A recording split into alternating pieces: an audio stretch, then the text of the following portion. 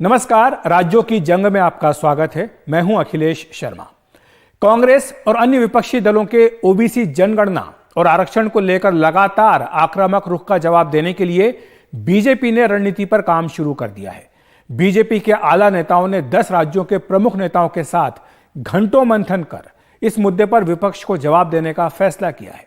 2 नवंबर को दिल्ली में बीजेपी के विस्तारित कार्यालय में एक बड़ी बैठक इसको लेकर की गई। इसमें गृह मंत्री अमित शाह, बीजेपी अध्यक्ष जेपी नड्डा और संगठन महासचिव बीएल संतोष ने तमाम राज्यों के नेताओं के साथ मंथन किया। बैठक में 10 राज्यों के करीब 40 बड़े नेता शामिल हुए थे। इनमें उत्तर प्रदेश के मुख्यमंत्री योगी आदित्यनाथ, महाराष्ट्र के उप मुख्यमंत्री देवेंद्र फडणवीस, महाराष्ट्र बीजेपी के अध्यक्ष चंद्रशेखर बावनकुले, केंद्रीय मंत्री नितिन गडकरी जैसे बड़े दिग्गज नेता भी शामिल थे। कई प्रदेश अध्यक्ष, सदन में बीजेपी के नेता प्रतिपक्ष भी इसमें शामिल हुए थे और ओबीसी राजनीति को लेकर, जातिगत जनगणना और मराठा आरक्षण, इन तमाम मुद्दों को लेकर इस बैठक में विचार मंथन किया गया। नेताओं ने अपना फीडबैक दिया और ओबीसी मुद्दे पर बीजेपी को जवाब देने की जरूरत है, यह भी जानकारी केंद्रीय नेताओं को दी। राज्य बीजेपी नेताओं ने कहा कि विपक्ष बीजेपी के ओबीसी वोट बैंक में सेंध लगाने की कोशिश कर रहा है और विपक्ष द्वारा उठाए गए जातिगत जनगणना का जो मुद्दा है, इसका जवाब दिया जाए, यह भी फैसला इसमें किया गया। देश भर में ओबीसी वर्ग के बीच में कई कार्यक्रम किए जाएंगे, यह भी तय किया गया। ओबीसी वर्ग के बीच बीजेपी के बड़े नेता जाएंगे और ओबीसी वर्ग के लिए जो जो मोदी सरकार ने काम किए हैं, उनका ब्यौरा भी दिया जाएगा। बैठक में आए नेताओं से विपक्ष की ओबीसी राजनीति की काट के लिए सुझाव भी लिए गए और बीजेपी अब इस मुद्दे पर एक कोर कमेटी का गठन भी करेगी। महत्वपूर्ण बात यह कि इस बड़ी बैठक के अगले ही दिन बीजेपी ने विपक्ष के मुद्दों का जवाब देना शुरू भी कर दिया। गृह मंत्री अमित शाह 3 नवंबर को रायपुर में थे, जहां पर उन्होंने बीजेपी का छत्तीसगढ़ का घोषणा पत्र जारी किया। इस दौरान अमित शाह ने स्पष्ट किया कि बीजेपी जातिगत जनगणना के विरोध में नहीं है। उन्होंने कहा कि सबसे बातचीत करके ही इस बारे में फैसला किया जाएगा। उसके अगले ही दिन पीएम नरेंद्र मोदी की दुर्ग में सभा थी। वहां पर ओबीसी मुद्दे को लेकर उन्होंने कांग्रेस पर तीखा हमला बोला। उन्होंने कहा कि कांग्रेस गरीबों को जाति के आधार पर बांटने की कोशिश कर रही है। यह भी कहा कि कांग्रेस ओबीसी प्रधानमंत्री को पानी पी पी कर रोज गालियां देती है। छत्तीसगढ़ के साहू समाज का अपमान कर रही है कांग्रेस, यह भी पीएम मोदी ने कहा। और ओबीसी आयोग को संवैधानिक दर्जा देने की मोदी सरकार की उपलब्धि का भी जिक्र किया गया।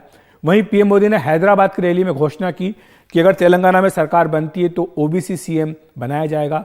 यह भी कहा गया है कि पीएम विश्वकर्मा योजना का 50% लाभ ओबीसी को मिल रहा है। इसके अलावा बीजेपी ओबीसी समाज को यह भी संदेश देना चाहती है कि उसे सबसे ज्यादा राजनीतिक प्रतिनिधित्व बीजेपी ने ही दिया है। इसके लिए सोशल मीडिया और जनसभाओं में बीजेपी गिनवा रही कि कितने ओबीसी नेताओं को उसने राजनीतिक हिस्सेदारी दी है।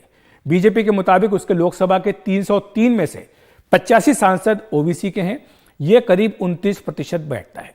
वहीं बीजेपी के कुल 1358 विधायक हैं, जिनमें 365 यानी 27% ओबीसी हैं, जबकि 163 एमएलसी में से 65 यानी 40% ओबीसी समाज से आते हैं। वहीं मोदी सरकार में 27 मंत्री ओबीसी के हैं। यही नहीं, बीजेपी को मिल रहे ओबीसी वर्ग के समर्थन में भी लगातार इजाफा हो रहा है, यह बात भी बताई जा रही है। बीजेपी के मुताबिक यही कारण है कि कांग्रेस तथा अन्य क्षेत्रीय दल हिंदू समाज को जातियों में बांटकर बीजेपी का वोट तोड़ना चाहते हैं। इसके लिए सीएसडीएस लोकनीति के आंकड़े बताए जाते हैं, जिनके मुताबिक बीजेपी को ओबीसी वोट में लगातार बढ़ोतरी हो रही है। 1996 के लोकसभा चुनाव में केवल 19% ओबीसी वोट मिले, जो 98 में बढ़कर 23% हो गए। 2014 में बीजेपी को 34% ओबीसी वोट मिले, जबकि 19 में यह आंकड़ा बढ़कर 44% तक पहुंच गया। वहीं अगर कांग्रेस की बात करें तो वहां कांग्रेस को ओबीसी के जो वोट है वो लगातार कम हो रहे हैं। 96 में कांग्रेस को 25% ओबीसी वोट मिले थे, लेकिन 19 में यह आंकड़ा घटकर केवल 15% रह गया। तो यही बात है जो बीजेपी बार बार जाकर ओबीसी वर्ग को बता रही है। और अभी कुछ दिन पहले ही गृह मंत्री अमित शाह ने यह कहा भी कि बीजेपी जातीय जनगणना के खिलाफ नहीं है। ऐसा है कि इस मुद्दे पर हम राष्ट्रीय राजनीतिक दल है, वोटों की राजनीति नहीं करते हैं। सभी से चर्चा कर कर जो उचित निर्णय होगा वो जरूर हम करेंगे और बताएंगे, परंतु इसके आधार पर चुनाव की नैया पार लगाना ठीक नहीं। और भारतीय जनता पार्टी ने कभी इसका विरोध नहीं किया है, परंतु बहुत सोच समझकर निर्णय करना पड़ता है, उचित समय पर हम बताएंगे। तो बीजेपी की इसी ओबीसी राजनीति पर चर्चा करने के लिए हमारे साथ दो खास मेहमान हैं, विनोद अग्निहोत्री जी वरिष्ठ पत्रकार, साथ ही संजय सिंह जी वरिष्ठ पत्रकार। आप दोनों का बहुत बहुत स्वागत है एनडीटीवी इंडिया पर। संजय जी, सबसे पहले आपके पास आऊंगा। जिस तरह से ये फीडबैक बीजेपी को मिला है कि विपक्ष जिस तरह से आक्रामक हो रहा है ओबीसी के मुद्दे पर, इस पर बीजेपी को कुछ करने की जरूरत है। और हमने देखा भी, बताया भी दर्शकों को कि किस तरह से बीजेपी एक के बाद एक न केवल घोषणाएं कर रही है बल्कि कई कार्यक्रम भी चलाने का फैसला कर रही है। लेकिन क्या वाकई ये एक बड़ा संकट या बड़ी चुनौती है बीजेपी के सामने? क्या वाकई ये एक हकीकत हो सकती है कि बीजेपी का जो ओबीसी वोट बैंक बना है उसमें सेंध लग जाए? देखिए अखिलेश, इसके दो तीन पहलू हैं। पहले तो आपने बहुत विस्तार से उसके जो फैक्ट्स हैं उसको आपने सामने रखा है कि कैसे क्या मंथन हुआ है या बाकी चीजें कैसे उसका पलटवार और जो जवाब देने की कोई चीजें हैं वो है। एक तो पहली चीज ये है कि ये एक अजीब सा जिन्न है, ओबीसी या कोई भी आरक्षण से संबंधित कोई भी विषय। जब वो कोई बोल देता है एक बार कहीं भी, वो चाहे उस तार्किक हो या माने तर्क हो या कुतर्क हो या वितर्क हो, कुछ भी, कोई उसका राजनीतिक दल उसको विरोध नहीं कर पाता किसी भी प्लेटफॉर्म। वो विरोध जो करते हैं, जो मान लीजिए समर्थक वर्ग है या कोई और है, वो कहीं उसके विरोध के सुर आते हैं, लेकिन राजनीतिक दल कोई उसका विरोध नहीं। जो अमित शाह जी ने मतलब जो कहा कि हम उसका, लेकिन सरकार के लेवल पे अगर मंथन करना है, उसको करना है तो बहुत विमर्श की और सोचने की जरूरत है।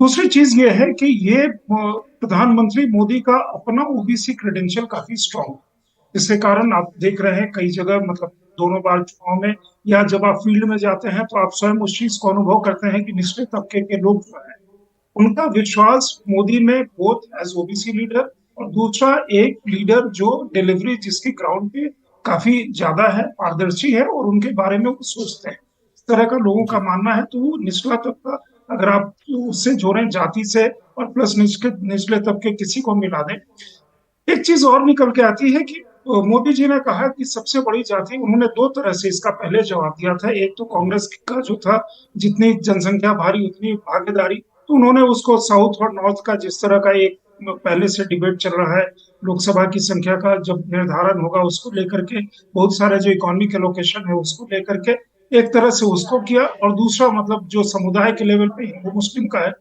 दूसरी बड़ी बात उन्होंने जो कही थी कि सबसे बड़ी जो जाति है वो गरीबी की है, कहा उसकी जरूरत है। तो अगर आप देखेंगे तो एक तरह से जिस समय कोई भी जो नीति निर्धारण होता है वो जाति को देख करके तो होता नहीं।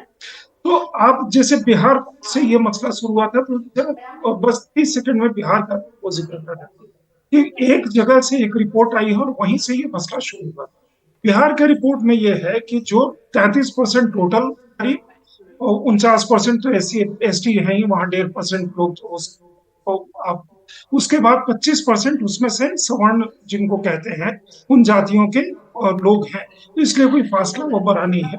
और दूसरा, 33 साल के बाद सामाजिक न्याय वाले लोगों की वहां सरकार रही है, इसलिए मतलब राबड़ी देवी, लालू प्रसाद यादव, नीतीश कुमार, वो कुछ कर नहीं पाए। लेकिन सवाल ये है, ये तर्क की चीज है। दूसरा चीज है कि परसेप्शन का और पॉलिटिक्स में कैसे वर्ड टू माउथ वो चीजें जाती हैं, तो सिर्फ उसके आर्गुमेंट पे नहीं चलेगा। इसलिए मुझे लगता है पास चलना चाहता हूं, मैं आपको रोकूंगा। विनोद जी, कांग्रेस के अपने आंकड़े बताएं कि 96 से लेकर के 2019 तक किस तरह से ओबीसी वोट कांग्रेस का लगातार घटा है। क्या इस बात का रियलाइजेशन कांग्रेस को हुआ है कि अगर उन्हें सत्ता में आना है तो ओबीसी वोट को साथ लेना पड़ेगा? यही कारण है कि कांग्रेस ने अपनी जो पुरानी लाइन थी ओबीसी को लेकर उसको बदला है और अब खुल करके जातिगत जनगणना की बात हो या जिसके जितनी संख्या उसकी उतनी हिस्सेदारी, इसकी बात की जा रही है? देखिए अखिलेश जी, कांग्रेस का जो वोट है वो निश्चित रूप से सिर्फ ओबीसी नहीं, उसका सवर्ण वोट चला गया उसके पास से, उसका दलित वोट चला गया उत्तर भारत, खासकर उत्तर प्रदेश, बिहार जैसे राज्यों से, और उसका अल्पसंख्यक वोट भी चला गया, माइनॉरिटी वोट। यानी कांग्रेस का जो कॉम्बो था वो पूरा बिखर गया 80 और 90 के दशक में। उसके बाद कांग्रेस के पास कोई ऐसा कोर वोट बचा नहीं जिससे कांग्रेस खड़ी हो सके, और यही वजह है कि कांग्रेस को एक ऐसे मुद्दे की तलाश थी जिससे वो अपने कोर वोट को वापस ले सके और भारतीय जनता पार्टी का जो बेस है ओबीसी वोट उसको कमजोर, उसको उसमें भी सेंध लगा सके। इसीलिए कांग्रेस कर्नाटक के चुनाव के बाद कांग्रेस की तरफ माइनॉरिटी वोट यानी मुस्लिम वोट का जो है मूवमेंट शुरू हुआ, जिसका असर तेलंगाना में हमको दिखाई पड़ रहा है। और उसी वजह से इंडिया गठबंधन के तमाम सारे जो घटक दल है वो भी कांग्रेस के साथ आगे जुड़े, क्योंकि माइनॉरिटी वोट का एक दबाव है। अब उस अपर कास्ट कांग्रेस को मालूम है कि सवर्ण जो है अभी बीजेपी से दूर होकर के उसके पास आने वाला नहीं है फिलहाल, और वही स्थिति दलितों की है कि दलित वोट भी कुछ खड़गे को बना करके कांग्रेस पार्टी अपनी ओर खींचने की कोशिश कर रही है, खासकर उत्तर प्रदेश के बाहर जो राज्य है उनमें।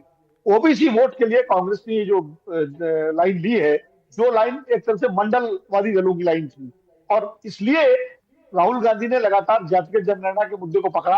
अब वो हिस्सेदारी की बात कर रहे हैं, और इसी उनकी इस जो मुद्दे को जिसने उठाया है उसने विवश कर दिया बीजेपी को कोर्स करेक्शन के लिए। और अगर आज अमित शाह जी पिछड़े जातिगत जनगणना की सब की बात कर रहे हैं कि हम सहमत हैं, अभी हम इस पर विचार कर रहे हैं, या मोदी जी गरीबों की जाति बताने के साथ साथ अपनी जाति भी बता रहे हैं कि वो ओबीसी वर्ग से हैं, और इसके अलावा इस सारे जो काम भारतीय जनता पार्टी ने ओबीसी के लिए किए वो गिराए जा रहे हैं, तो कहीं ना कहीं तो राहुल गांधी हर सभा में ये कह रहे हैं कि साहब 90 सचिवों में खाली जो है 3 सचिव ओबीसी के हैं, और 40 लाख करोड़ में सिर्फ इतना पैसा ओबीसी के समाज के लोग तय करते हैं। तो ये मुद्दे कहीं ना कहीं भारतीय जनता पार्टी को विचलित कर रहे हैं। संजय जी आपके पास आना चाहूंगा, विनोद जी मैं संजय जी के पास जाना चाहूंगा, तो क्या इससे जो क्षेत्रीय पार्टियां हैं संजय जी, जो अभी तक ओबीसी राजनीति करती आई हैं बिहार यूपी की खास तौर से, क्या उनको खतरा महसूस नहीं होगा कि कांग्रेस एक बार फिर से अगर जिंदा होती है इन राज्यों में, तो उनका अपना जो वोट जो इतने साल से उन्होंने सहेज करके बटोर करके रखा है उसमें कहीं कांग्रेस पार्टी से न लगाती, तो केवल बीजेपी को ही नहीं बल्कि क्षेत्रीय दलों को भी चुनौती मिल सकती है। यही कारण है कि नीतीश कुमार हो चाहे अखिलेश यादव हो, उनके बयान इस तरह से आने शुरू हो गए। ये क्षेत्रीय दल को कांग्रेस से चुनौती मिलेगी ऐसा मतलब बहुत दूर की कौड़ी है। ये सारे के सारे क्षेत्रीय दल कांग्रेस के कॉस्ट पे ही बनते हैं। कांग्रेस के पास आज अगर पूछेंगे कि उनका कोर वोट क्या है तो कोई सपोर्ट बेस नहीं है। दूसरी चीज है कि क्षेत्रीय पार्टियों से कांग्रेस इस समय सहयोग मांग रही है, जो इंडिया अलायंस जो फॉर्म किया गया है। दूसरी चीज है कहीं कहीं ये प्रयास हो रहा है कि कहीं उसमें जैसे आजम खान के पास उत्तर प्रदेश के जो कांग्रेस के अध्यक्ष हैं वो जाना चाहते थे, एक मैसेज देना चाहते थे मुस्लिम कम्युनिटी को, जो विनोद जी कह रहे थे कर्नाटका के बाद उनको लगता है कि वो कम्युनिटी हमारी तरफ आ रही है। तो जहां उनको मुस्लिम कम्युनिटी को लगता है कि बीजेपी को हरा सकते हैं वही उनके साथ जाएगी, बाकी यूपी में अगर सोचेंगे उनके साथ आएगी तो नहीं आएगी। दूसरी चीज और भी है कि इस समय में जो बाकी पार्टियां आप देख रहे हैं, कम से कम उत्तर भारत की पार्टियां, वो ओबीसी पार्टियां ही हैं, लेकिन उसमें भी एक वर्ग विशेष या जाति विशेष का वहां प्रभुत्व ज्यादा है। इसलिए और आप देखेंगे हिंदुत्व के वैनगार्ड जो है, जो लोग फाइट एक्चुअली ग्राउंड पे हिंदुत्व फोर्सेस के नाम पे जो आपको लगता है उसमें बहुतायत लोग ओबीसी समाज के। तो इसलिए ये जो था इनका थॉट की मतलब जाति धर्म के आधार पर अगर गोलबंदी हो रही है तो जाति में घुस करके से न मारो। तो मुझे लगता है ये जो संख्या बीजेपी बता रही है, प्रतिकार का जो स्वरूप तैयार कर रही है, प्रधानमंत्री के द्वारा हो, गृह मंत्री के द्वारा हो, पार्टी के अन्य नेताओं के द्वारा हो, वो उस परिचर्चा को सामने लाने की है कि दोनों तरह से धर्म के, आपके डिलीवरी के, वेलफेयर के और जाति के सारे काउंट्स पे अगर कोई सबसे आगे खड़ा है तो हम हैं और आपको लेकर के आगे चल रहे हैं। बिल्कुल, तो चाहे मंडल हो चाहे कमंडल हो, बीजेपी दोनों हाथ में रखना चाहती है, और इसीलिए पीएम मोदी ने यह भी कहा है कि गरीब ही सबसे बड़ी जाति है, और साथ ही जो पीएम अन्य कल्याण योजना है गरीबों के लिए उसको भी अगले 5 साल के लिए बढ़ा दिया गया है। बहरहाल बहुत बहुत शुक्रिया आपका विनोद जी और संजय जी इस तमाम चर्चा के लिए, जानकारी के लिए। वक्त एक ब्रेक का।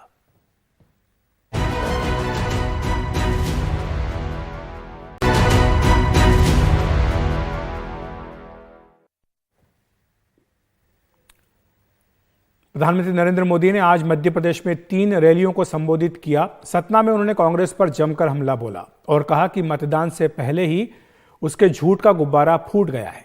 पीएम मोदी ने कहा कि कांग्रेस ने 2 ऐसे नेता खड़े किए हैं जो आजकल एक दूसरे के कपड़े फाड़ रहे हैं। पीएम ने लोगों से कहा कि आपको एक सीख याद रखनी है, कांग्रेस आई तबाही लाई। अगर गलती से भी कांग्रेस सत्ता में आ गई तो आपको सरकार से मिलने वाली सारी मदद बंद कर देगी। सतना की धरती से जहां जहां कांग्रेस आई वहां वहां तबाही लाई। अगर गलती से भी कांग्रेस आ गई तो फिर तो आपको सरकार से मिलने वाली सारी मदद ये बंद कर देंगे। यहां जो शिवराज जी की सरकार ने लाडली बहना, लाडली लक्ष्मी जैसी योजनाएं चलाई हैं, ये उनको भी नहीं छोड़ेंगे। इसलिए आपको अपना एक एक वोट को कमल के फूल पर डालकर कांग्रेस के घोटालेबाजों को रोकना है। केंद्रीय वित्त मंत्री निर्मला सीतारमण भी आज चुनाव मैदान में उतरी। उन्होंने भोपाल में प्रेस कॉन्फ्रेंस कर शिवराज सरकार की उपलब्धियां गिनाई। उन्होंने कहा कि साल 2003 से मध्य प्रदेश ने काफी तरक्की की है। उन्होंने कहा कि जब बीजेपी सत्ता में आई तो मध्य प्रदेश को बीमारू कहा जाता था, लेकिन आज ये बेमिसाल राज्य बन गया है। बीमारू राज्य में मेंशन किया जाता था, आज वो बेमिसाल राज्य बन गए, क्योंकि सामाजिक न्याय के विषय हो या स्टेट का प्रोग्रेस, इंडस्ट्री का विषय हो या एग्रीकल्चर का विषय हो, आप एक एक करके आंकड़ा लीजिए। मध्य प्रदेश का प्रोग्रेस और उसके कारण देश का, मध्य प्रदेश का कंट्रीब्यूशन इतना स्पष्ट दिखता है। तो राज्यों की जंग में आज इतना ही। नमस्कार।